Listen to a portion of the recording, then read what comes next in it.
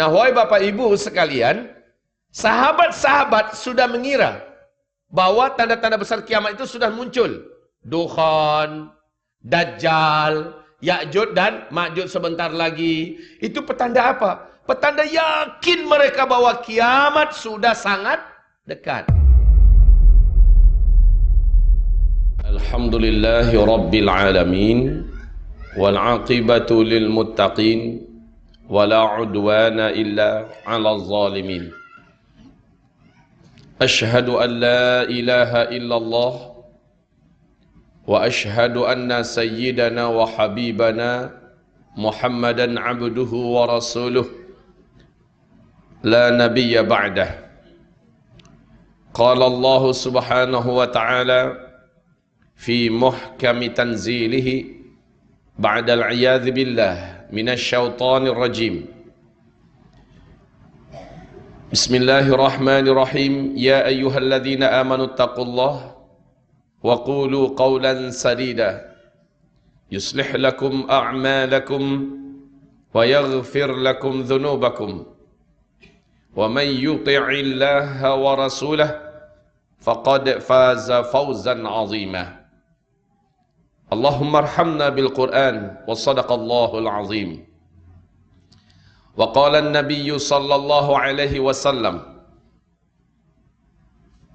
ala inni qad ji'tukum biha bayda'a naqiyyah layluha kanahariha la yazighu anha ba'da dhalika ila halik. Amma ba'du, ma'asyiral muslimin wal muslimat, mu'minin wal mu'minat, hadirin wal hadirat, akramani wa arsyadani wa iyyakumullah jami'ah. Pujian dan syukur kita kehadiran Allah Azza wa Jal. Salawat beserta salam kita untuk asyrafil anbiya wal mursalin sayyidina Muhammadin sallallahu alaihi wasallam. Allahumma salli ala hadzal nabi wa ala alihi wa sahbihi wa man tabi'ahu bi ihsanin ila yaumiddin. Ketika Rasulullah sallallahu alaihi wasallam masih dikelilingi oleh para sahabat, Rasulullah menyampaikan dengan sangat yakin kepada seluruh sahabat-sahabatnya tentang akhir zaman, sehingga seluruh para sahabat sangat yakin bahwa merekalah yang dimaksud oleh Rasulullah dengan manusia-manusia akhir zaman.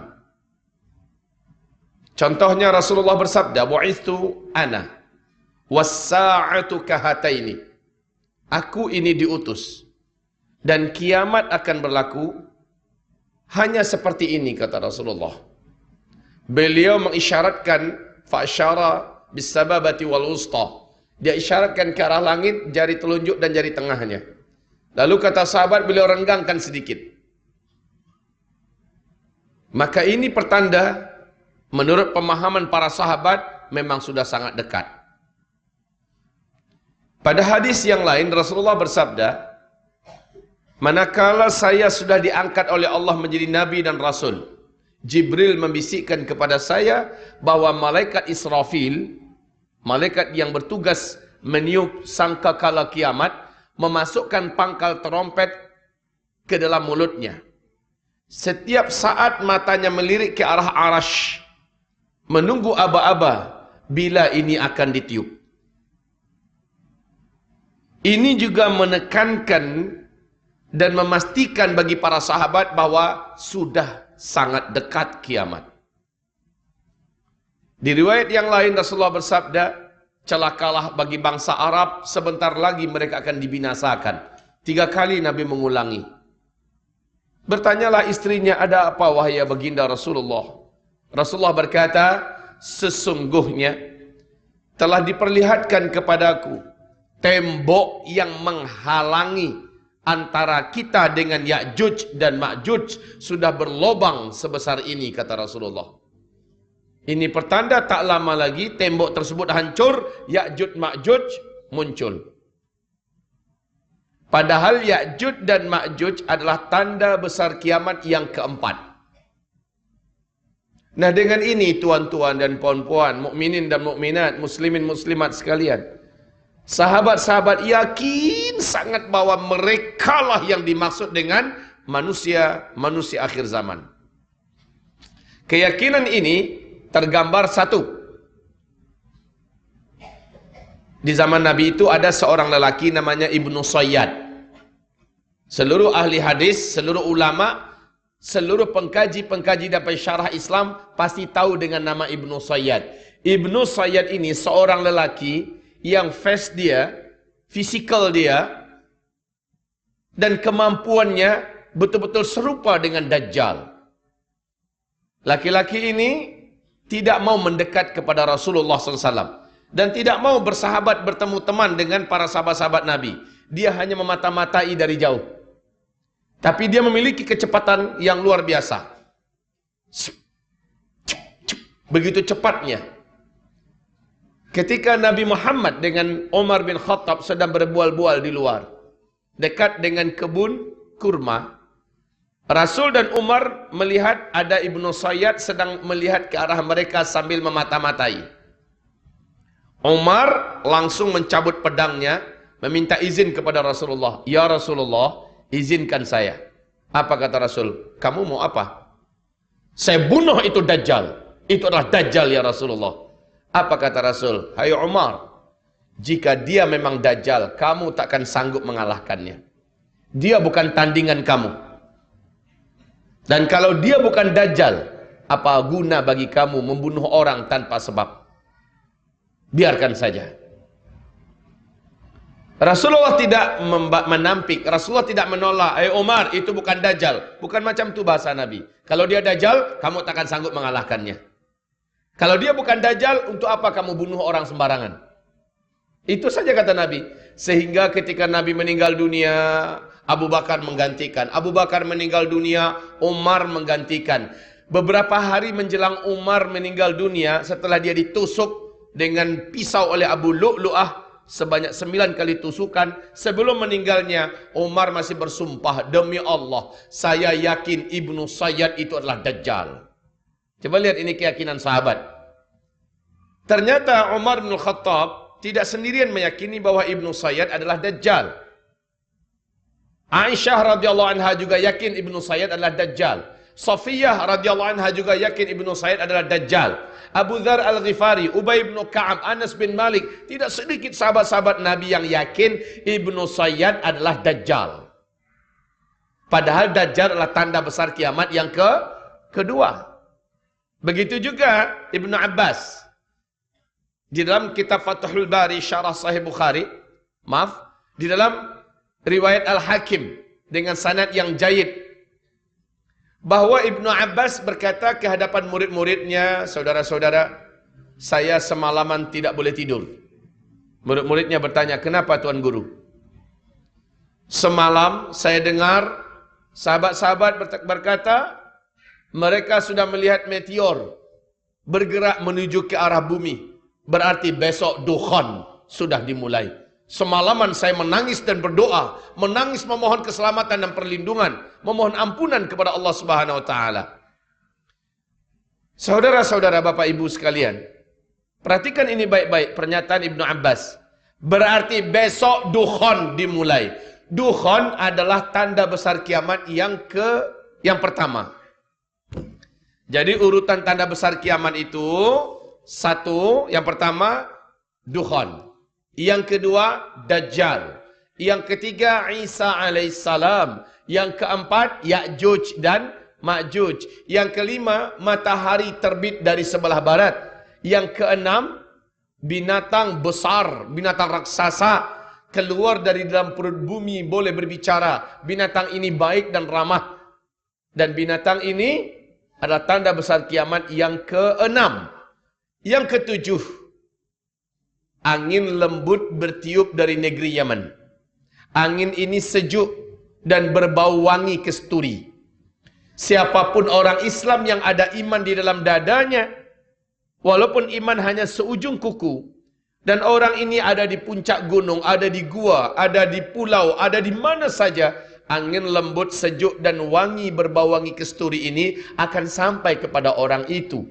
Ketika orang tersebut terkena oleh angin lembut itu, terhirup olehnya angin lembut tersebut, saat itu, di tempat itu juga dia langsung tergeletak meninggal dunia. Serentak satu muka bumi, orang Islam yang ada iman kepada Allah meninggal dunia. Ini tanda besar kiamat yang ke-7. Lalu tanda besar kiamat yang ke-8, 9, 10, sudah tidak ada satu orang pun orang yang masih kenal dengan Allah baki hidup di bumi ini. Semuanya sudah meninggal. Yang menyaksikan tanda besar kiamat yang ke-8, 9, 10 hanya orang-orang kafir belaka. Nah, wahai Bapak Ibu sekalian, sahabat-sahabat sudah mengira bahwa tanda-tanda besar kiamat itu sudah muncul. Dukhan, Dajjal, Ya'juj dan Ma'juj sebentar lagi. Itu petanda apa? Petanda yakin mereka bahwa kiamat sudah sangat dekat. Masya Allah. Ternyata satu persatu mereka meninggal dunia, kiamat tak terjadi. Digantikan oleh tabi'in. Satu persatu tabi'in wafat, kiamat belum juga berlaku. Kemudian tabi'in terus sampai zaman ini 1400 tahun lebih, ternyata kiamat belum juga terjadi. Iyalah Pak Ustadz, kami dengar ada hadis Nabi berkata, selama di bumi ini masih baki satu orang yang masih punya iman kepada Allah, dia masih boleh melafazkan kalimat Allah, walaupun imannya hanya seujung kuku, orang beriman ini masih ada, maka Allah tunda lagi kiamat 40 tahun lagi. Ustaz, kita sekarang jumlahnya orang Islam di muka bumi 1,7 miliar. Berarti lama lagi tuh Pak Ustadz kiamat. Kan begitu? Lama lagi kiamat. Karena kita masih 1,7 miliar. Padahal satu saja masih baki orang yang beriman pada Allah. Allah masih tunda lagi kiamat 40 tahun lagi.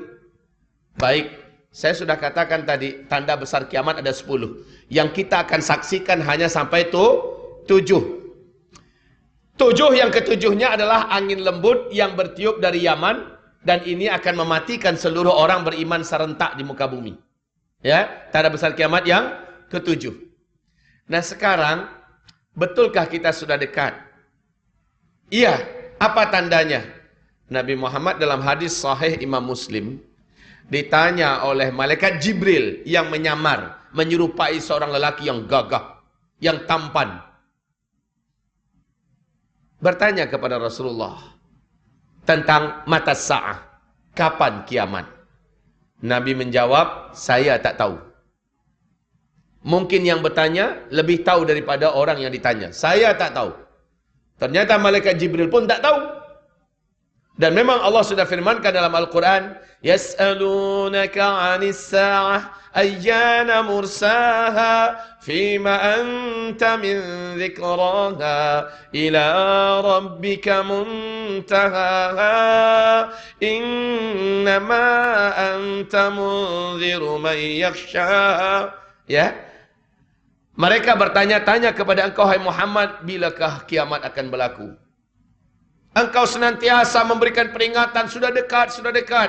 Kapan terjadinya? Jawab hai Muhammad, hanya Allah yang tahu. Engkau hanya sekedar penyampai kabar dan beritanya. Sudah. Dengan ayat ini dan dengan cara Nabi mengatakan saya tak tahu, akhirnya seluruh ulama-ulama Ahlus Sunnah wal Jamaah sepakat mengatakan tak ada satupun makhluk di muka bumi ini, bahkan sampai di langit, yang tahu kapan pastinya kiamat akan berlaku. Maka ini jadi akidah kita. Kita wajib menolak mentah-mentah siapapun dan ramalan kiamat kapanpun. Sumbernya dari manapun kita tolak. Walaupun dari seorang kiai besar, seorang khalifah kutub, seorang syekh kabir berani mengatakan, wah, hafiz Quran 30 juz, semua kitab kuning dalam kepalanya, semua ilmu-ilmu apa dalam kepalanya, dia boleh berjalan di atas awan, tidak basah kena air, tidak terbakar oleh api, janggutnya dari sini sampai ke Menara Petronas panjangnya, dan dia memberikan kabar kiamat akan berlaku tarikh anu, bulan anu, tahun anu. Wajib kita tolak. Ini akidah kita. Jadi kapan kiamat berlaku? Allahu a'lam, hanya Allah yang tahu. Okey. Tapi ketika Nabi Muhammad ditanya oleh malaikat Jibril tadi, akhbirni an amaratiha. Hai Muhammad, okey kalau begitu. Tapi tanda-tanda bahwa kiamat sudah sangat dekat akan berlaku, awak tahu tak? Tanya malaikat Jibril. Kata Nabi Muhammad, kalau ini pertanyaan ente, aneh spesialisnya. Maka Nabi menjawab di situ, sini. Antalidal amatu rabataha wa antaral hufatal uratal alata ri'a asya yatatawaluna fil bunyan. Setelah Nabi menjawab demikian, orang ini pergi, malaikat ini pergi. Apa artinya? Apabila nanti engkau hidup dan engkau temukan satu zaman, orang yang hidup pada zaman itu sebelumnya mereka hidup miskin, kere, fakir, hanya penggembala ternak, saking miskinnya mereka tak sanggup nak membeli selipar. Mereka bertelanjang dada.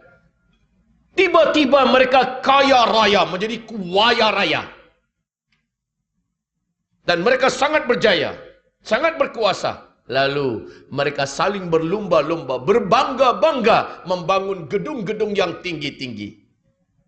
Tersirat dalam hadis ini pernyataan Nabi, bila zaman itu sudah kalian temui, maka jarak masa antara kalian dengan kiamat sudah sangat-sangat dekat. Ini hadis sahih Imam Muslim. Yang bercerita adalah Umar bin Khattab radhiyallahu anhu. Di riwayat Imam Ahmad, Abdullah bin Abbas bertanya kepada Rasulullah, "Ya Rasulullah, siapakah yang engkau maksud? Miskin, kere, fakir, penggembala ternak, tidak beralas kaki, bertelanjang dada, tiba-tiba menjadi kaya raya dan sangat berkuasa, dan mereka saling berlomba-lomba dan berbangga-bangga membangun gedung-gedung yang tinggi-tinggi. Ya Rasulullah, siapa yang engkau maksud?"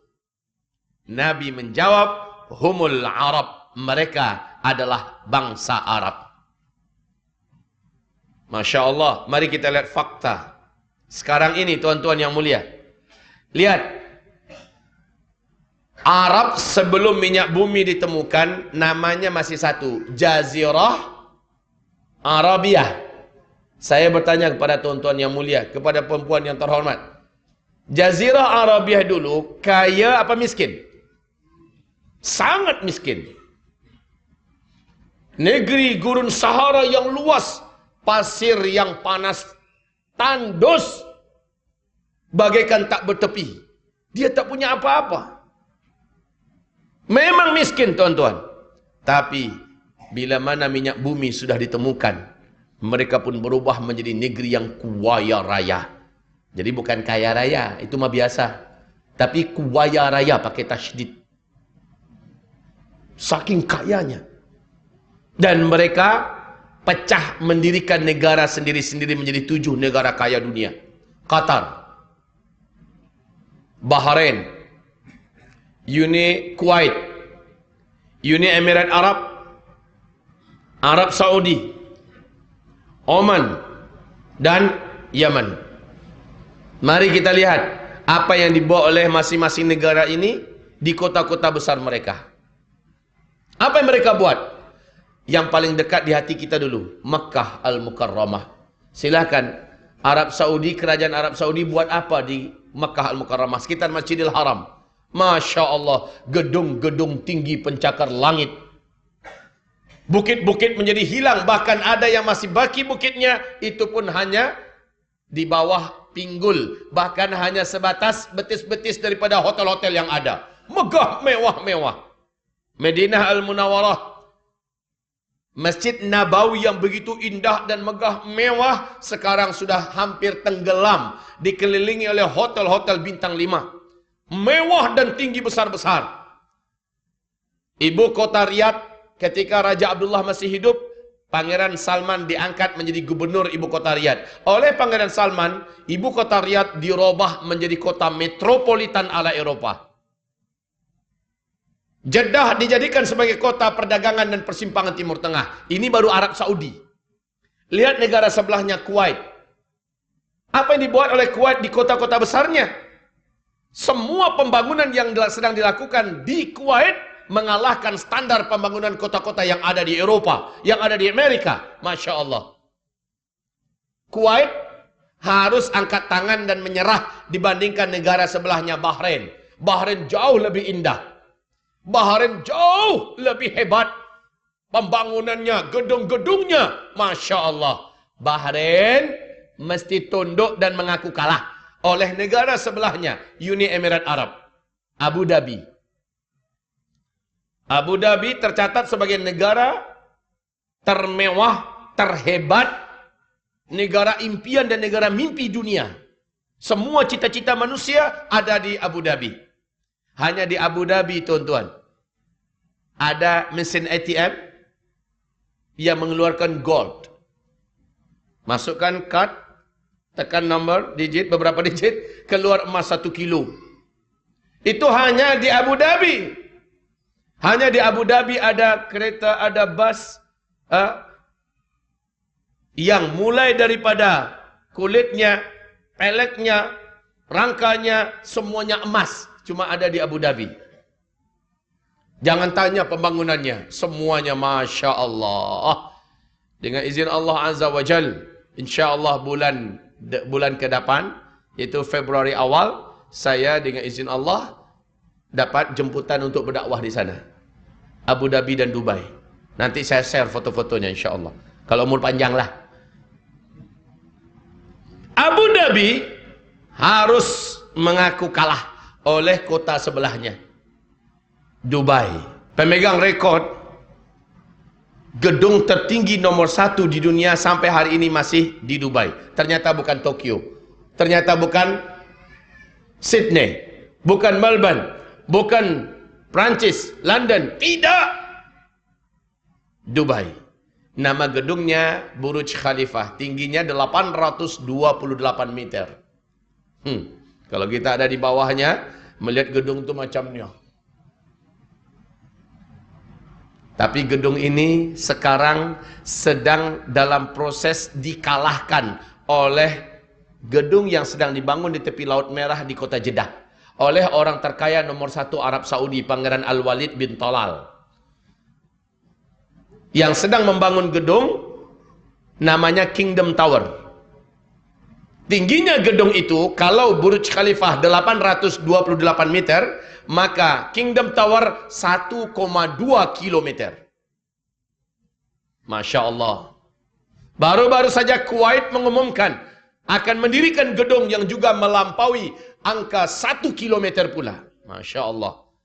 Pangeran Muhammad bin Salman sudah menyampaikan kepada seluruh dunia cita-cita besarnya, bahwa 2030 sudah berdiri sebuah kota terindah, termahal, termegah, terhebat di dunia, dekat berbatasan dengan Yordania, masih di tepi Laut Merah, namanya kota Neom, yang menghabiskan dana 660 triliun, maaf, 6.600-an triliun lebih uangnya. Masya Allah.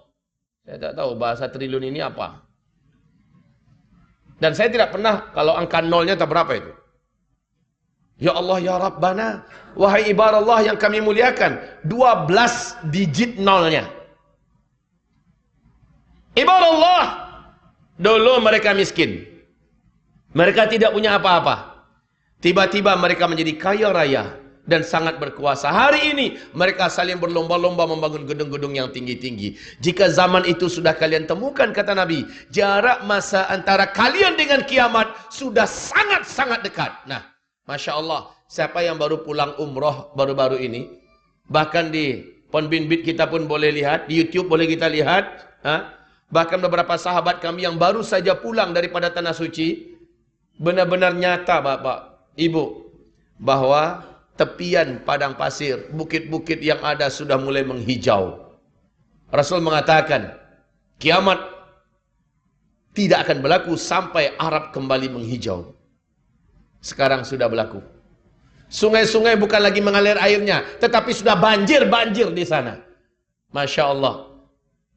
Pada tahun 2011, Imam Masjidil Haram namanya Syekh Saud Shuraim dalam khutbahnya menyampaikan hal yang sangat mengguncang bagi umat Islam. Apa kata beliau dalam khutbahnya? Kalian lihat dan perhatikan. Hai umat Nabi Muhammad, Rasulullah pernah mengajak Muadz bin Jabal radhiyallahu anhu berjalan-jalan di dekat daerah Tabuk. Lalu apa kata Rasulullah? Hai Muadz, apabila lembah ini, apabila daerah ini sudah mulai dibungkusi salji, maka itu antara ubun-ubun engkau dengan kiamat sudah sangat dekat sekali. Salji turun pertama kali di Tabuk 2009. Hanya semata kaki. 2011 sudah 1 betis tingginya. Sekarang salji yang ada di Tabuk sudah 1 meter. Sampai ke Riyadh. Bahkan Mekah ke Madinah beberapa areanya sudah ada yang berbungkus salju. Masya Allah, ibadah Allah. Apakah ada petanda yang lebih terang daripada ini? Allahumma salli ala Sayyidina Muhammad. Perhatikan kembali. Di dalam hadis yang sahih menurut syarat Bukhari dan Muslim, Rasulullah bersabda, La taqumus sa'ah hatta yahsiral furatu bi jabalin an dhahab yaqtatilun nas alaih fayuqtalu kullu mi'atin tis'atun wa tis'un fayaqulu kullu rajulin minhum la'alli akuna ana alladhi anju. Kiamat tidak akan terjadi, kiamat tidak akan berlaku sampai terlebih dahulu sungai Efrat di Irak mengering. Di Timur Tengah itu ada 3 sungai paling besar.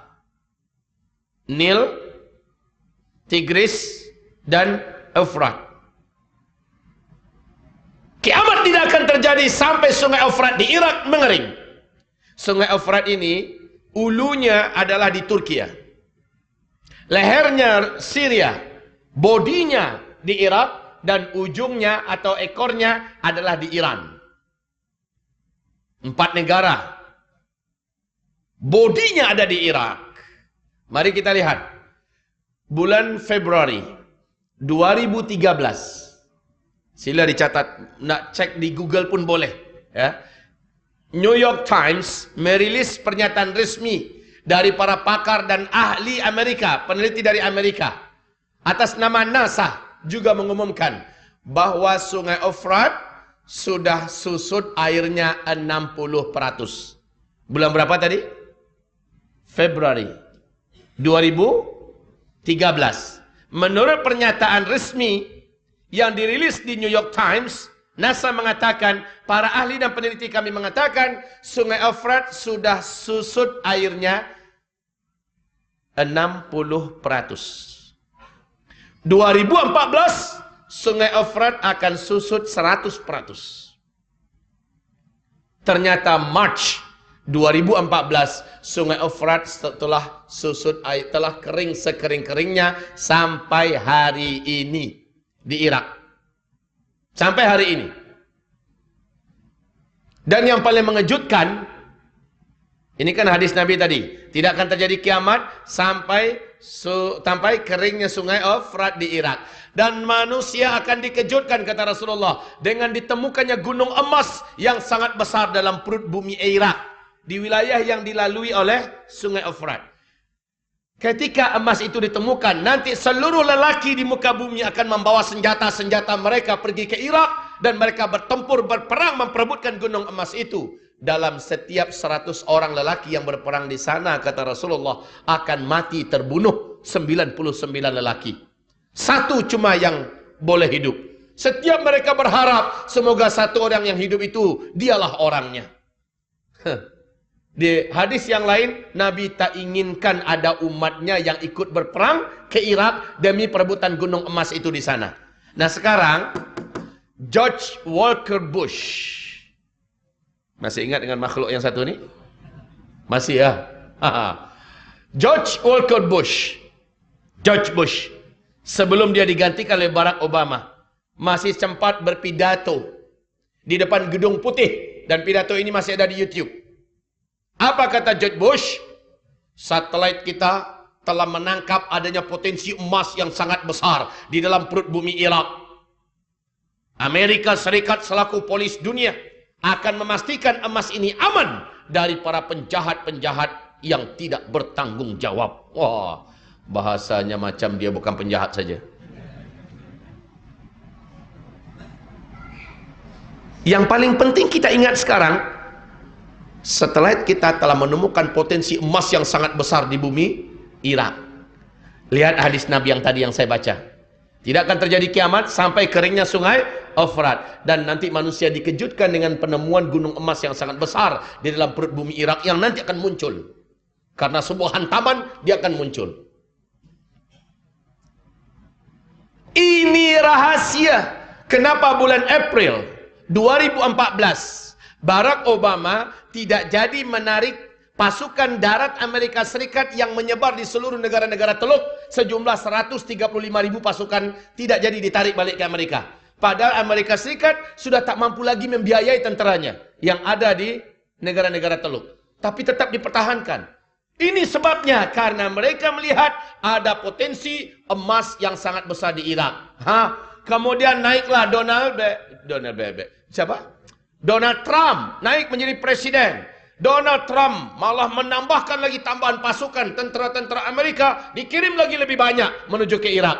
Masya Allah, sebenarnya Rusia, China, India, negara-negara blok timur, semua tahu ada apa yang ada dalam kandung perut bumi Irak. Maka mereka semuanya sudah mulai mempersiapkan militer, mempersiapkan diri untuk perang besar. Dan Nabi berkata di akhir zaman, blok barat dengan blok timur akan bertembung perang besar. Dan kalian diajak oleh blok barat berdamai, lalu kalian memerangi blok timur, kalian akan dimenangkan oleh Allah, kata Rasulullah. Dan peperangan ini pemicunya sudah sangat banyak. Saudara-saudara hamba-hamba Allah, yang paling penting sungai Efrat sudah kering, gunung emas dalam perut bumi Irak sudah diumumkan. Ini adalah hadis Nabi yang sahih. Macam mana kita nak menolak? Apalagi kalau kita berbincang perkara Dajjal. Masya Allah. Wahai hamba-hamba Allah yang kami muliakan. Kita isyak pukul berapa? Beritahu saya, kita isyak pukul berapa?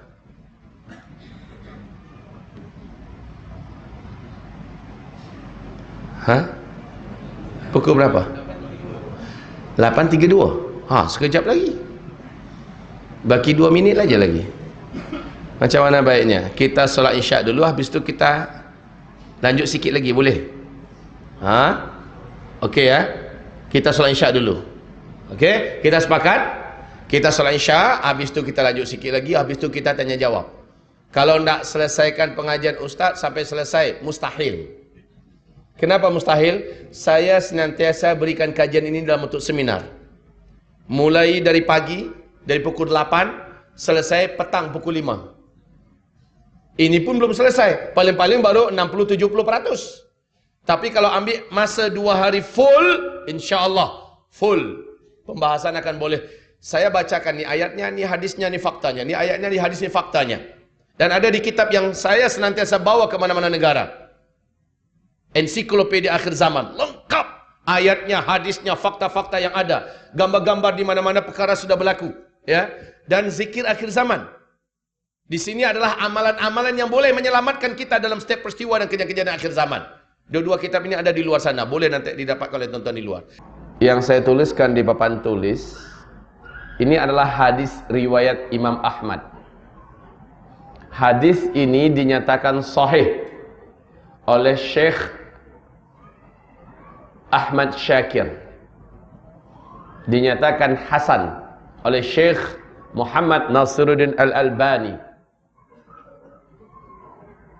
Hadis ini Rasulullah sallallahu alaihi wasallam menyebutkan, takunun nubuwah fikum masya Allah an takun, thumma yarfa'u Allah idza syaa yarfa'aha, thumma takunu khilafatan ala minhajin nubuwah fatakunu masya Allah an takun, thumma yarfa'uha idza syaa yarfa'aha, thumma takunu mulkan 'addan wa fi riwayah mulukan 'adudah fatakunu masya Allah an takun, thumma yarfa'uha idza syaa yarfa'aha, thumma takunu mulkan jabbaran wa fi riwayah mulukan jabariyatan fatakunu masya Allah an takun, thumma yarfa'uha idza syaa yarfa'aha, thumma takunu khilafatan ala minhajin nubuwah. Thumma sakat. Artinya adalah sejak saya diutus sampai kalian semua meninggal dunia. Macam mana cerita meninggal dunia? Tadi sudah saya singgung tadi. Perhatikan ke whiteboard. Tidaklah terjadi kiamat, kata Rasulullah sallallahu alaihi wasallam, sampai berlaku terlebih dahulu 10 tanda besar kiamat.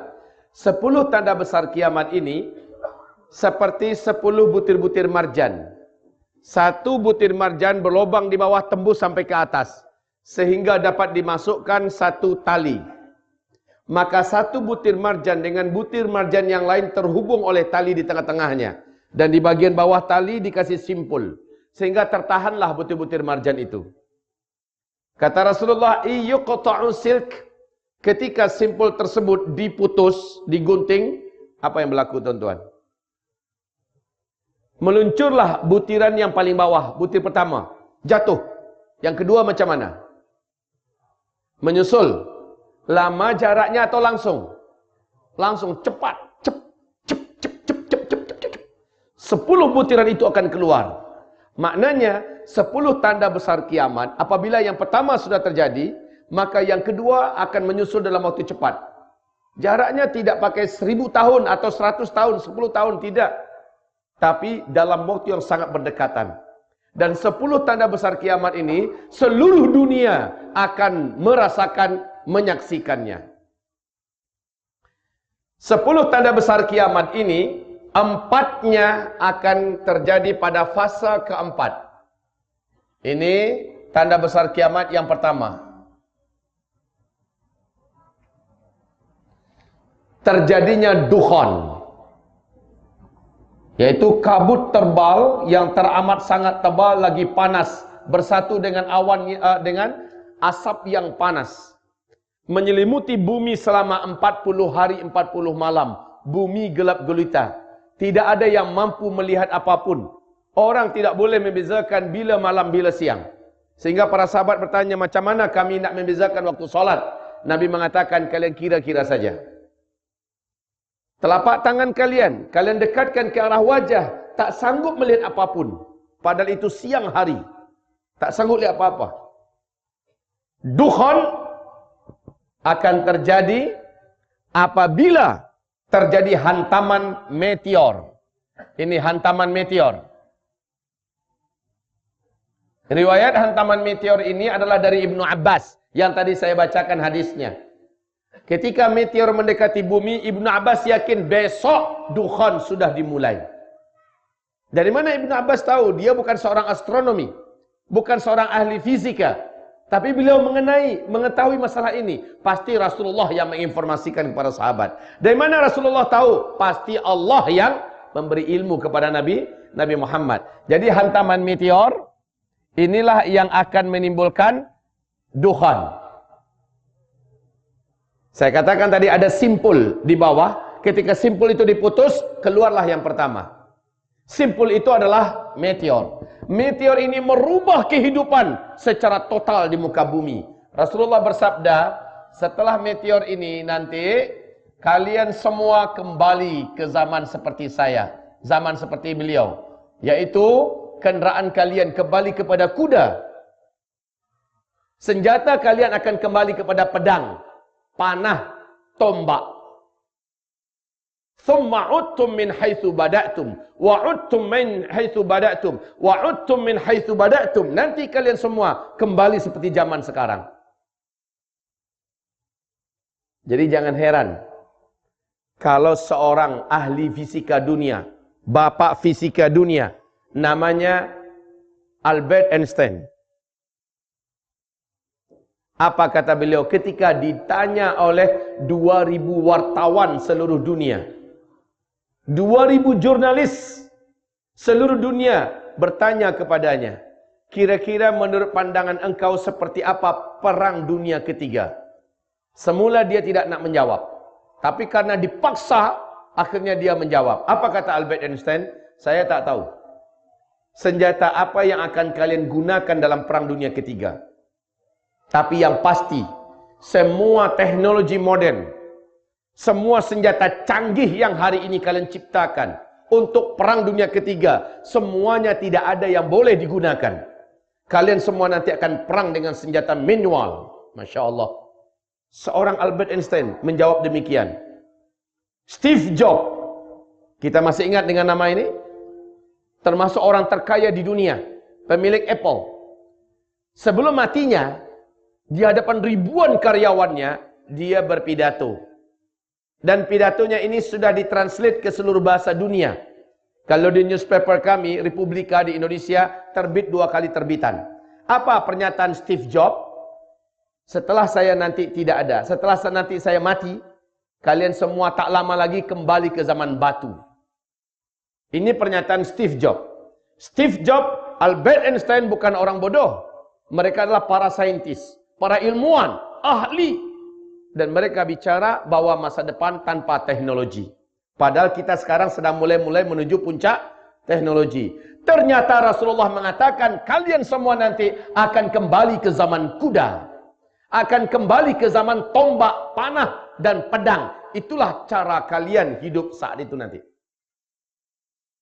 Maka Masya Allah kaum muslimin, meteor akan menabrak bumi di akhir zaman kata Rasulullah.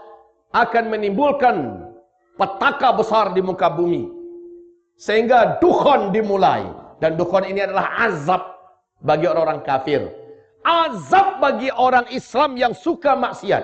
Suka dosa. Tapi kata Rasulullah, orang beriman yang amalnya bagus. Orang beriman yang soleh dan taat. Sebelum hantaman meteor lalu terjadi dukhan. Ketika dukhan terjadi, orang beriman selamat semuanya.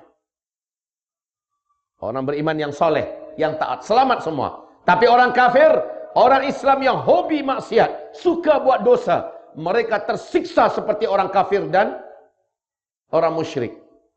Kulit mereka akan melecuh. Dada mereka bagaikan terasa terbakar. Kedua bola mata seperti nak lepas daripada tempatnya. Panas. Hanya iman dan amal solehlah yang akan menyelamatkan pada masa hantaman meteor. Baik. Kapan meteor ini akan terjadi? Fi hadhil ummah khasfun wa maskhun wa qadhfun. Pada umat ini nanti kata Rasulullah akan terjadi khasaf. Khasaf yaitu banyaknya terjadi bagian bumi ini yang terbelah. Tenggelam karena tsunami. Reruntuhan bukit-bukit. Sehingga banyak yang tenggelam. Air laut naik. Banjir di mana-mana. Maskhun wa qadhfun. Hujan meteor akan menghantam bumi di akhir zaman. Wa maskhun. Banyak orang-orang yang berubah bentuknya menjadi buruk rupa dan jelek. Qalu. Para sahabat bertanya, wa mata dzak ya Rasulullah. Alangkah mengerikan yang engkau sampaikan ini ya Rasulullah. Kapan itu akan berlaku? Nabi bersabda, apabila umatku sudah melakukan 3 benda ini, 3 perkara ini bersamaan. Secara serentak mereka buat. Kalian temukan di zaman itu serentak. Idza zaharatil qainat. Ini yang pertama. Wal ma'azif. Ini yang kedua. Wasyuribatil khumur. Ini yang ketiga. Apabila umatku di mana-mana sudah banyak bermunculan biduanita. Penyanyi-penyanyi wanita di mana-mana. Kedua, wal ma'azif, apabila musik, alat-alat musik sudah disenangi, dicintai, disukai oleh umatku di mana-mana. Di mana-mana. Bahkan Arab Saudi yang dulu paling terkenal, tertutup dalam masalah ini sejak 2 tahun belakangan. Ketika Arab Saudi dipegang oleh Muhammad bin Salman, Arab Saudi sudah menjadi negara liberal. Dan kita sudah dengar, di mana-mana di kota-kota besar di Arab Saudi, sudah sering diadakan konser-konser musik raksasa. Betul tidak? Jangankan itu lagi, di depan Masjidil Haram, di bawah Hotel Safwa, kan ada tempat orang biasa menjual muratal Quran. Al-Quran dan muratal-muratal Quran banyak dihidupkan di sana. Asal kita lewat di Hotel Safwa, pasti hidupnya muratal Quran. Tapi kemarin saya terkejut. Saya ketika lewat dengan jamaah, musik sedang diputar di situ. Ada jamaah kita yang berang. Karena ini Masjidil Haram. Ini mutar musik. Lalu ditanya, pakai bahasa Inggris. Apa yang kamu lakukan ini? Ini Masjidil Haram, ini tanah haram. Kenapa kamu putar musik? Apa kata dia? Kenapa awak yang sibuk? Kenapa awak yang ribut? Kerajaan kami sudah membolehkan. Inna lillahi wa inna ilaihi.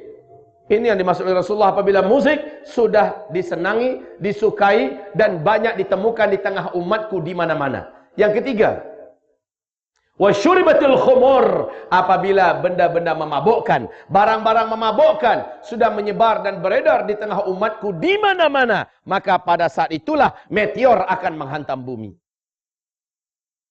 NASA Amerika Serikat sudah mengumumkan ancaman bumi ke depan. Para pakar astronomi dunia sudah mengumumkan ada peluang bumi kita mengalami hantaman meteor. Sudah. Ini sudah kita lihat betapa dekat masanya. Nah, dukhan akan disusul, ini tanda besar kiamat pertama ya. Ini tanda besar kiamat pertama. Paling lama 3 tahun nih paling lama terjadilah tanda besar kiamat kedua. Tanda besar kiamat yang kedua paling lama 3 tahun saja jaraknya. Muncullah, lepaslah satu manusia dari keturunan Adam yang paling ditakuti dan dikhawatirkan kemunculannya oleh seluruh para nabi dan rasul.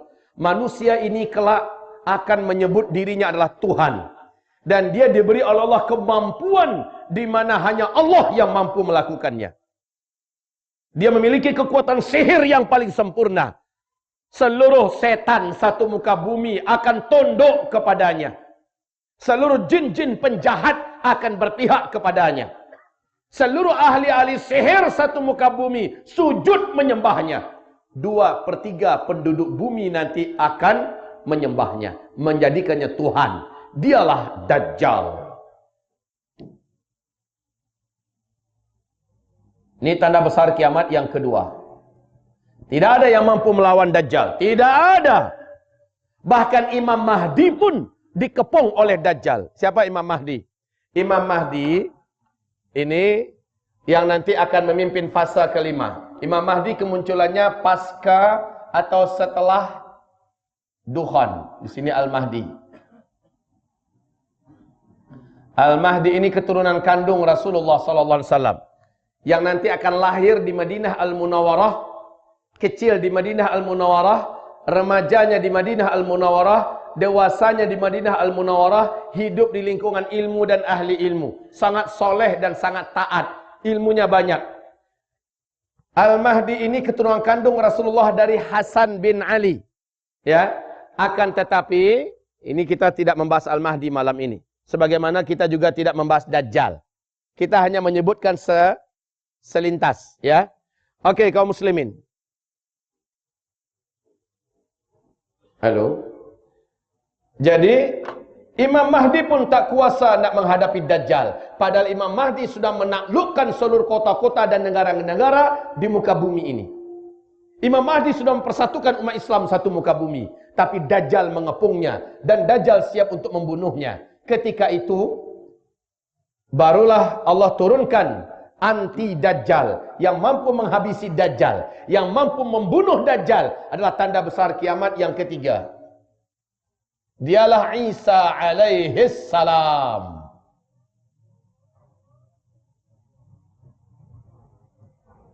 Isa alaihis salam. Jarak dari antara Dajjal dengan Nabi Isa hanya 1 tahun, 2 bulan, 2 minggu sahaja. Dan Dajjal pun mati dibunuh oleh Nabi Isa alaihis salam. Imam Mahdi bergabung dengan Nabi Isa alaihis salam. Setelah itu seluruh Yahudi di muka bumi diberantas, dihabisi.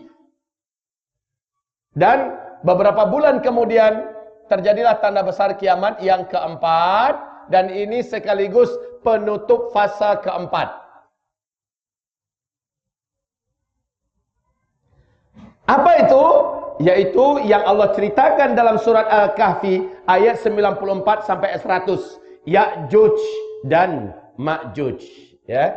Inilah dia bangsa yang paling jahat, paling brutal, yang akan membunuh siapapun yang manusia yang mereka jumpai.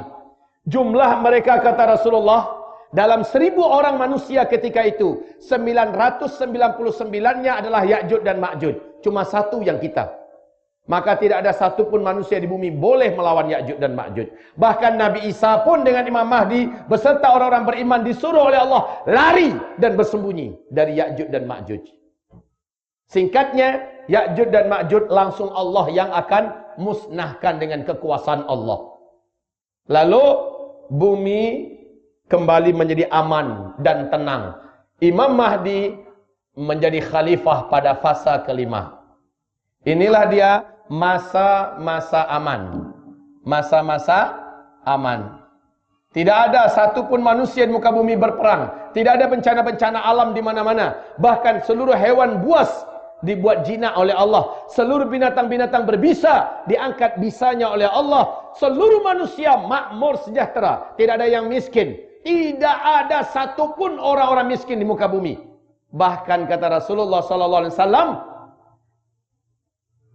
hidup di dunia bagaikan hidup di dalam surga. Senang betul. Masa-masa aman. Inilah dia janji Allah, tegaknya kembali khilafah Islamiyah memimpin seluruh dunia dengan konsep kenabian.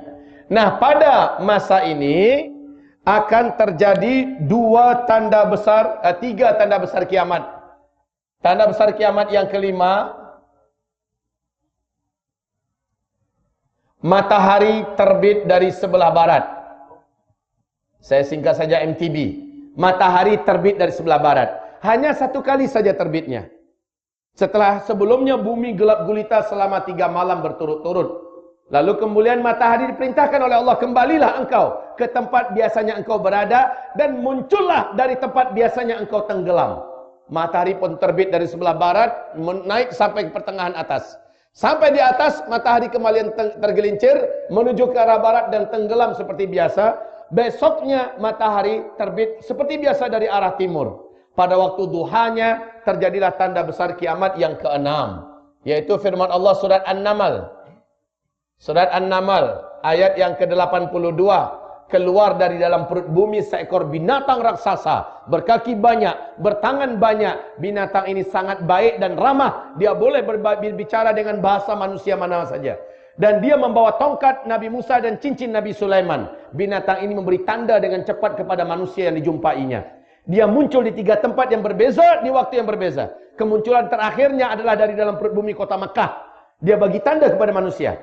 Apabila dia jumpa manusia yang beriman, dia tahu mana yang beriman, mana yang tidak. Allah yang bagi tahu dia. Maka cincin Sulaiman diusapkan ke wajah orang itu. Kata Rasulullah, wajah itu menjadi bersih, menjadi bersinar, putih dan indah. Ketika dia berjumpa dengan orang kafir, ujung tongkat Nabi Musa diketokkan ke atas kepalanya, sedikit menghitamlah wajah orang itu. Maka antara manusia beriman dengan manusia kafir dengan mudah dapat ditandai hanya dengan melihat warna kulit wajah. Tanda besar kiamat yang ke-7. Nah, ini dia. Tanda besar kiamat yang ke-7. Ini adalah akhir keberadaan orang Islam. Apa ini? Ini nama binatangnya Dabatul Ardi ya. Dabatul Ardi ya. Kalau yang ini angin lembut. Angin lembut. Berbau wangi kasturi. Dan angin ini bersumber dari Yemen. Tapi angin ini ternyata angin yang membawa kematian. Sumbernya dari Yemen. Baik. Nah, ibadallah yang kami muliakan, seluruh orang beriman meninggal dunia dalam peristiwa tanda besar kiamat yang ke-7. Oke, ini adalah finish. Maksud finish itu apa? Orang Islam yang beriman di muka bumi selesai sampai di sini, tak ada lagi baki. Tanda besar kiamat ke-8, 9, 10 kita sudah tak ada. Maknanya ini kabar baik. Kiamat, kehancuran alam semesta, orang Islam tidak akan pernah menyaksikannya. Alhamdulillah. Dan Nabi bersabda, setelah habis seluruh orang Islam di muka bumi, 1 atau 2 generasi setelah itu barulah terjadi kiamat besar, kehancuran alam semesta. 1 atau 2 generasi. 1 generasi menurut ilmu sosial Satu generasi menurut ilmu sosial adalah 25 tahun, tuan-tuan. 25 tahun. Sejak kita lahir, kanak-kanak, remaja, dewasa, usia 25 biasanya manusia menikah. Dalam menikah, dia pun melahirkan anak. Lahir anak dianggap sudah lahir generasi baru. Maka satu generasi adalah 25 tahun dalam ilmu sosial. Nabi bersabda tadi hadisnya, selama di bumi ini masih ada baki satu saja orang yang masih punya iman kepada Allah, Allah akan tunda lagi kiamat 40 tahun lagi. Sementara kita tahu seluruh orang beriman serentak wafat dalam peristiwa tanda besar kiamat yang ketujuh. Berarti setelah ini 40 tahun lagi. Sesuai tidak? Sesuai, ini 25. Satu atau dua generasi kata Nabi. Nah, ini berarti antara 25 tahun ke 50 tahun. Dan Nabi mengatakan di hadis tadi 40 tahun lagi. Berarti sesuai. Masya Allah ya. Tapi kita sudah tak akan menyaksikan kejadian itu. Amin. Baik, nah dari start ke finish, kalian akan mengalami 5 fase sejarah. Fase sejarah pertama adalah fase kenabian. Di mana umat ini langsung Nabi Muhammad yang pimpin. Dan ini berlangsung selama 23 tahun. Kemudian setelah itu kalian akan memasuki fase kedua. Di mana umat ini dipimpin oleh Khulafaur Rasyidin dengan konsep kenabian. Rasul berkata lamanya 30 tahun. Ini sudah selesai pula. Setelah habis masa khilafah, umat Islam dipimpin oleh para khalifah yang menggunakan sistem kerajaan. Dan ini ternyata yang paling panjang, paling lama. 1227 tahun. Di dalamnya ada 3 dinasti. Dinasti Bani Umayyah, dinasti Bani Abbasiyah, dan dinasti Bani Utsmaniyah. Fase ketiga seluruh ahli sejarah sepakat mengatakan sudah selesai. Kapan? Runtuhnya khilafah Islamiyah Al-Utsmaniyah di Turkiya pada tarikh 3 bulan Mac 1924. Fase ketiga sudah selesai. Kita masuk pada fase keempat. Ini fase tergelap, fase terberat, fase mulkan jabariyan, fase penguasa-penguasa diktator di muka bumi. Inilah fase kediktatoran. Ciri khasnya tidak ada khilafah Islamiyah di sini. Dan Islam dan kaum muslimin pada fase ini betul-betul dizalimi, ditindas di mana-mana. Betul tidak? Ini fasenya. Terasa apa tidak Bapak Ibu? Fase di mana ini sangat luar biasa. Dan ujian buat imannya orang-orang beriman pada masa ini sangat berat. Sangat berat. Maka wajar kalau kata Rasulullah bersabda, pada fase itu orang yang istiqomah dan sabar, nilai pahala mereka pada masa itu setara daripada 50 pahala para sahabat. Kaget para sahabat dengarnya. Ya Rasulullah, khamsina rajulan minna am minhum. 50 kami pahalanya atau 50 mereka? Nabi berkata, 50 kalian. Hebat orang-orang yang istiqomah pada fase keempat ini. Sabar dalam berislam, istiqomah dalam menjalankan agama. Orang-orang ini akan dapat ujian yang berat. Maka diberi pahala oleh Allah, pahala yang besar. Tapi pada masa ini kata Nabi, akan banyak umatku yang paginya beriman, sorenya murtad. Akan ada yang sore masih beriman, besok paginya sudah kafir, murtad, hanya gara-gara fulus. Hanya gara-gara kedudukan, posisi, jabatan. Hanya gara-gara iming-iming dunia, dia rela melepaskan imannya, menjual agamanya. Ini fase keempat, fase kita. Dan pada fase inilah terjadinya 4 tanda besar kiamat yang pertama. Oke, nah sekarang Rasul bersabda dari start ke finish ini, ternyata ada penjelasan dari Rasulullah berapa lama sebenarnya masa ini.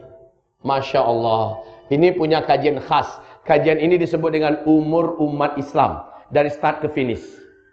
Umur umat Islam. Saya tak bahas dulu sekarang.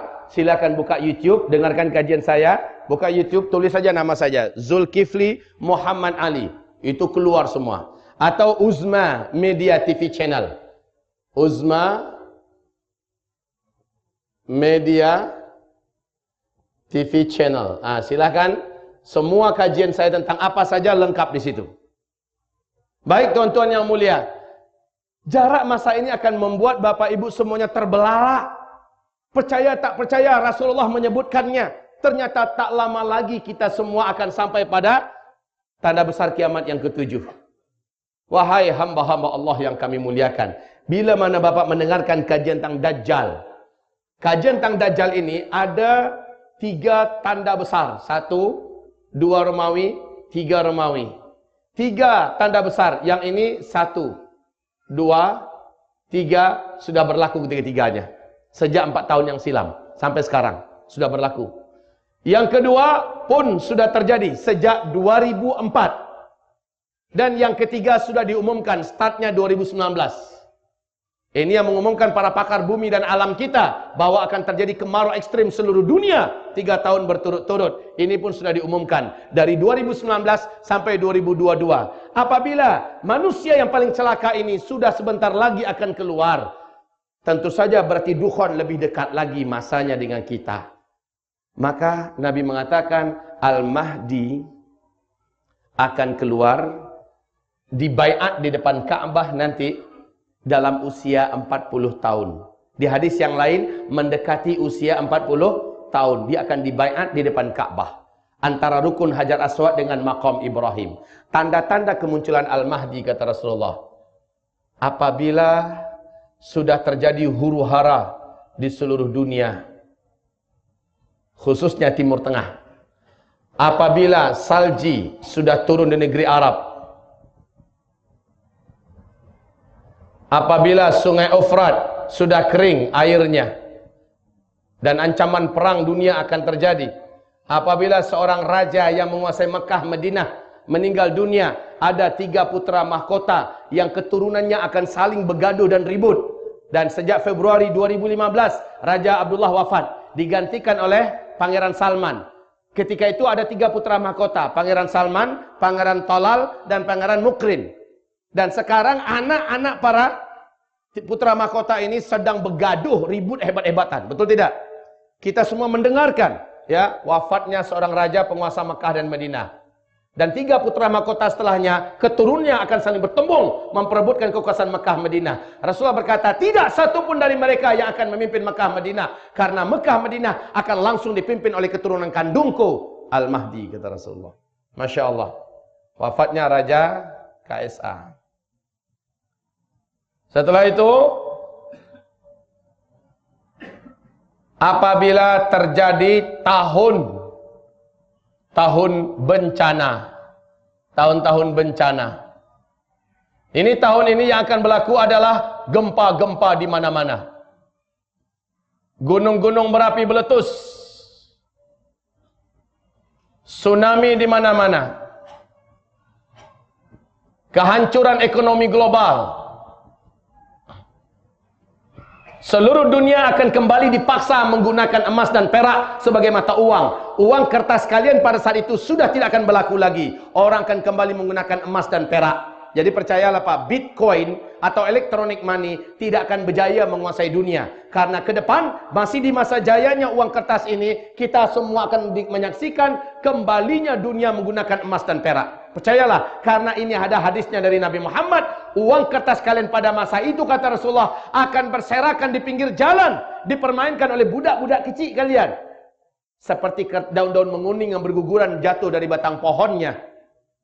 Dan manusia saat itu kembali menggunakan emas dan perak. Jadi saran saya kepada tuan-tuan yang mulia, kalau ada punya uang sekarang, kalau ada punya uang, ada rezeki ibu, langsung belikanlah emas. 1 gram, 2 gram, ada rezeki belikan 1 emas, 1 mayam. Kalau di Indonesia saya katakan kalau ada rezeki belilah 1 kilo, 2 kilo. Tertawa mereka di Indonesia. Saya tahu yang ketawa ini nggak ada duit nih. Tapi yang diam saja sementara dia punya kemampuan sudah dibuat. Siapa yang buat? Cina. Cina sudah buat. Amerika Serikat sudah buat. Rusia sudah buat. Inggris sudah buat. Negara-negara besar dunia sudah mulai mengumpulkan emas sebanyak-banyaknya. Mereka tahu bahwa masa depan uang dunia akan kembali menggunakan emas. Kehancuran ekonomi global akan terjadi, ya. Ekonomi global.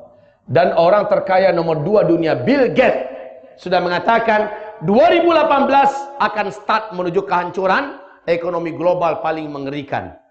Dan kemudian setelah itu, ibarat Allah yang kami muliakan, pada tahun ini pula kita akan menyaksikan nanti perang yang terjadi di mana-mana. Perang.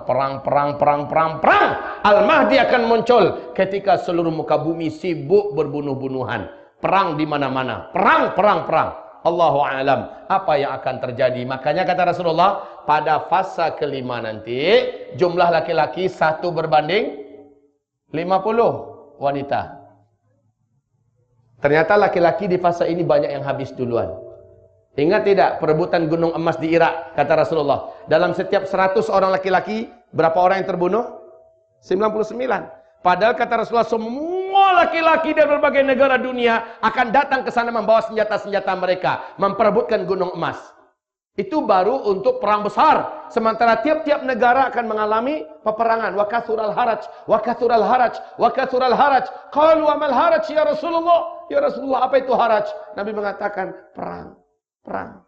Al-qatslu. Banyak yang membunuh-bunuhan di sana hanya gara-gara makan. Dia rela membunuh tetangganya sendiri gara-gara lapar. Innalillah, ya. Ini kemarau ekstrim seluruh dunia. Kemarau ekstrim. Dan kemarau ini sudah diumumkan oleh pakar-pakar bumi dan alam kita. 2019 sampai 2022 seluruh bumi akan mengalami kemarau ekstrim 3 tahun berturut-turut. Sementara kita sudah dengar pula bahwa kemunculan Dajjal ditandai dengan terjadinya 3 tahun di mana bumi mengalami kemarau ekstrim dan kelaparan di mana-mana. Maka ini akan mengundang kepada kelaparan. Disinilah orang-orang akan menjadi brutal, menjadi jahat. Untuk bertahan hidup, dia pun akan melakukan apa saja. Ya Allah, kemudian Rasulullah mengatakan, pada masa ini pula akan dibunuh seorang lelaki yang paling dicintai oleh orang-orang beriman satu muka bumi. Lelaki ini Rasul sebut dalam hadis yang sahih. Nanti tolong baca dalam hadis. Nabi menggelari laki-laki ini memiliki nafsun zakiyah. Seorang lelaki yang memiliki jiwa yang bersih. Tapi jasanya besar buat Islam. Orang satu dunia ini, orang yang beriman cinta kepadanya, suka kepadanya. Kira-kira siapa orang itu? Entahlah. Saya pun tak tahu. Allahu a'lam. Hanya orang-orang yang hanya prediksi saja. Semoga ini juga tidak tepat karena saya tidak berani memastikan.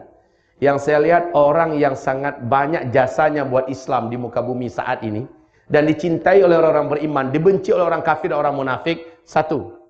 Zakir Naik. Ini orang luar biasa. Jasanya kepada Islam. Jutaan manusia masuk Islam. Karena lisannya dan luas ilmunya. Tidak sedikit ahli-ahli pakar agama lain tunduk dan tumbang di depannya. Dan ada yang bersyahadat masuk Islam.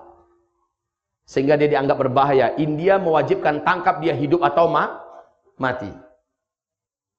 Yang kedua, yang punya peluang juga dibunuh. Dan ini sudah dipesankan dan disampaikan, yaitu Presiden Persatuan Ulama seluruh dunia, Profesor Dr. Yusuf Al-Qaradawi. Oleh As-Sisi, Presiden Mesir, sudah diumumkan, tangkap Qaradawi hidup atau mati. Ini yang kedua. Yang ketiga, orang yang punya peluang untuk dibunuh pula sementara umat Islam mencintainya, Raja Salman. Sebenarnya kalau seandainya Raja Salman tidak diganggu oleh putra kandungnya Muhammad bin Salman, Raja Salman sudah mulai mengarah kepada mempersatukan umat Islam seluruh dunia. Pencinta ulama, memuliakan ulama, hafiz Al-Quran, anti maksiat dan dosa. Inilah Raja Salman yang akhirnya ditelikungi oleh anak kandungnya sendiri Muhammad bin Salman. Dan beliau ditargetkan untuk dihabisi. Yang keempat, orang yang punya jasa besar dan dicintai oleh umat Islam seluruh dunia yang beriman, ya, Erdogan. Recep Tayyip Erdogan. Ini pun diinginkan kematiannya. Jasa besarnya kepada Islam tidak perlu diragukan lagi. Ini pun orang diinginkan kematiannya oleh musuh-musuh Islam. Yang kelima, keturunan kandung Rasulullah yang menginspirasi kebangkitan dunia dan sekarang sedang tinggal di Mekah, yaitu Habib Rizik Syihab daripada Indonesia. Dialah yang menginspirasi kebangkitan Islam di seluruh dunia pada hari ini. Dan dia pun diinginkan kematiannya. Siapa di antara mereka? Allahu a'lam. Yang jelas dari mereka ini semua mereka dicintai oleh orang beriman. Betul tidak? Nama-nama yang saya sebut tadi kita cinta semua tidak dengan beliau? Semua orang beriman yang kenal dengan mereka pasti cinta. Jasa mereka untuk Islam dahsyat. Nah, dibunuhnya ini menyebabkan orang-orang beriman satu bumi marah. Seluruh malaikat di langit akan marah dengan kematiannya. Dan kata Rasulullah, lalu orang beriman mengalami hiburan dari Allah. Muncullah Al-Mahdi dan orang beriman berbaiat kepadanya. Siapa Al-Mahdi? Bagaimana silsilahnya? Bagaimana ciri-ciri fisiknya? Dan sebagainya. Ini pembahasannya tersendiri. Pokoknya ini tanda-tanda kemunculannya. Tanda-tanda kemunculannya sudah nampak di sini. Dan dia muncul pada tahun tersebut. Pada tahun di mana semua ini sedang terjadi, maka saat itulah Al-Mahdi akan muncul. Al-Mahdi hanya akan muncul ketika tanda besar kiamat yang pertama sudah terjadi. Dukhan. Baik, sangat banyak sekali yang perlu kita uraikan, wahai Bapak Ibu. Waktu kita saja yang tidak mencukupi semuanya. Kesempatan kita bersiap-siap sudah tidak lagi banyak. Dan saya mencemaskan tahun 2019 ini ke atas. Saya sangat mencemaskan.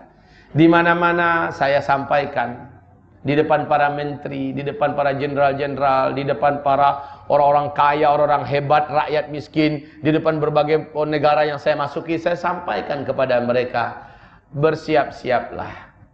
Persiapan yang paling sempurna itu adalah iman dan amal soleh. Tak ada persiapan lain. Sabda Rasulullah sallallahu alaihi wasallam, apabila fitnah di negeri Syam sudah membara. Fitnah di negeri Syam. Syam itu apa? Syria, Palestina, Yordania, Lebanon. Apabila fitnah wal fitanu bi Syam, yang dimaksud dengan fitnah-fitnah akhir zaman itu bukan Yaman, bukan Irak, bukan Iran, bukan Rohingya, bukan Uighur, bukan Indonesia atau di mana saja, tapi Syam. Nah, apabila fitnah sudah membara di sana, umat Islam dibantai, masjid-masjidnya dihancurkan, rumah-rumahnya diratakan.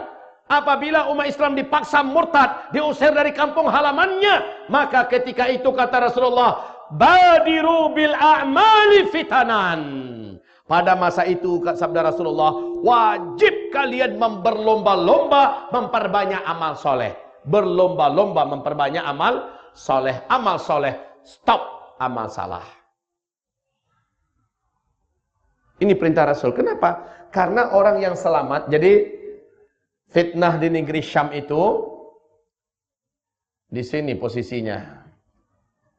Karena sejak 2011 kan, sejak 2011 kita menyaksikan fitnah di Syam. Nah ini. Nah sinilah Rasulullah SAW bersabda, badiru bil a'mali fitanan. Berlomba-lombalah kamu memperbanyak amal soleh. Sebab hanya orang-orang yang punya banyak amalan soleh lah yang akan dijaga oleh Allah dan selamat. Ini perintah tegas dari Rasulullah. Sebab umat Islam setelah itu akan mengalami hujan yang terus meningkat sampai Dajjal keluar. Orang yang punya iman dan amal soleh akan dijaga oleh Allah. Dukhan datang, cuma orang beriman yang amal solehnya banyak yang akan selamat. Dajjal lepas, Dajjal masuki seluruh kota-kota di muka bumi. Orang-orang beriman yang beramal soleh yang akan terjaga imannya. Karena kata Rasulullah, ketika Dajjal datang, mayoriti manusia akan sujud dan mengangkat Dajjal sebagai Tuhan. Saya khawatir, Pak, kalau saya hidup ketika Dajjal itu nanti muncul, saya rasa saya pun tidak berani jamin diri saya akan selamat, iman saya maksud saya. Karena kata Rasulullah, nanti akan ada seorang lelaki yang merasa imannya sangat kuat dan imannya tidak akan berubah dengan munculnya Dajjal. Ketika Dajjal masuk ke kotanya, laki-laki itu keluar dari persembunyiannya dan dia yakin dia tidak akan murtad. Lalu setelah dia melihat Dajjal melihat kepadanya, fitnah dan sihir Dajjal akan mampu menjadikan laki-laki itu kafir kepada Allah dan laki-laki tersebut sujud menyembah Dajjal. Kafirlah ia kepada Allah. Walaupun Dajjal nanti meninggalkan kotanya, laki-laki tersebut tetap akan kafir kepada Allah sampai dia mati. Jadi tidak ada cerita orang yang sudah beriman dengan Dajjal dia masih akan tetap kembali lagi kepada Islam. Dia taubat lagi, tidak ada cerita. Sementara Dajjal luar biasa yang diberi oleh Allah. Makanya kata Nabi, tidak ada fitnah yang lebih dahsyat yang akan menimpa umat manusia ini di muka bumi melebihi fitnahnya Dajjal. Sejak Adam diciptakan sampai hari kiamat, tidak ada fitnah yang mengalahkan hebatnya fitnah Dajjal. Di hadis yang lain kata Rasulullah, kalau digabungkan semua fitnah yang pernah terjadi kepada umat manusia, lalu Dajjal muncul dengan fitnah yang dibawa Dajjal, diadu mana yang paling berat, fitnah yang dibawa Dajjal atau fitnah seluruh yang pernah terjadi kepada muka bumi ini. Maka kata Rasulullah, kalah semua fitnah yang pernah terjadi di muka bumi, saking dahsyatnya fitnah Dajjal. Dan tanda-tanda Dajjal keluar adalah tahun-tahun kita ini. Inna lillahi wa inna ilaihi raji'un. Ibarat Allah yang kami muliakan, sampai di sini saja kajian saya kepada Bapak Ibu semuanya. Tolong dengarkan kajian-kajian saya lainnya di YouTube. Saya tidak bisa jamin apakah masih ada hidup saya ke depan. Apakah masih ada rezeki kita akan kembali duduk bersama. Tapi teknologi YouTube masih boleh kita buka saat ini, bukalah. Dengarkan ceramah ini. Lihat, di sini ada dalil-dalil yang sangat terang benderang dari Rasulullah. Lengkap sekali. Kitabnya ada di luar sana. Dapatkan ini. Maka dapatkan penjelasan-penjelasan yang ilmiah. Fakta-fakta yang sulit dan tidak bisa dibantah. Lengkap ada di sini. Khususnya kalau kitab ini, macam mana cara selamat. Ada di kitab ini. Zikir akhir zaman. Kalau ini uraian yang paling lengkap. Paling menyejukkan dan paling mudah kita memahaminya. Yang ensiklopedia akhir zaman. Dapatkan dua kitab ini, baca. Baca. Karena ini berlakunya di zaman kita. Dan kalau kita tidak membaca, apabila kita tidak lagi menggali, kita sudah dengar satu kali ini, tapi kita tidak lanjutkan, untuk pelindungan diri, untuk keselamatan keluarga, saya sudah sampaikan. Ini semacam prolog, atau semacam mukaddimah lah, ya, pengantar. Bapak-bapak, ibu-ibu, setelah dengarkan ceramah ini, jangan pula Bapak Ibu jadi berubahnya berubah negatif. Melihat masa depan sudah tak semangat lagi. Lihat hidup ke depannya sudah gelap, dah mau kiamat. Pulangnya bahunya sudah macam ni. Pak, kenapa macam tu jalannya? Dah mau kiamat. Lalu anak-anaknya yang sudah tamat sekolah menengah atas dipanggil, "Nak, dengar ceramah tadi tak?" "Betul ayah, sudah dengar." "Mau dekat kiamat kan?" "Iya." "Macam mana? Nak lanjut ke universiti ke?" "Iya ayah, tu apa lagi kita punya sijil tak ada guna lagi. Dan nak kiamat, kita fokus ibadah ajalah." Jangan macam tu. Habis dengarkan ini pula tulis surat resign kepada perusahaan, mengingat, menimbang, sudah dekat kiamat memutuskan, saya resign. Tidak demikian. Perintah Rasulullah SAW lah yang harus kita tiru. Lihat para sahabat, setelah mereka mendengarkan kiamat sangat dekat dari Rasulullah, langsung seluruh mereka bersemangat dengan hidupnya. Betul tidak? Seluruh sahabat menjadi berubah. Mereka lihat, baki usia saya yang ada, mesti saya isi dengan hal yang paling bermanfaat dalam hidup ini. Saya harus punya amalan yang terbanyak. Maka mereka dalam bisnis, pasti mereka jujur. Dan mereka serius. Karena mereka ingin hartanya banyak. Dan dengan harta itu mereka boleh berbuat banyak untuk agama.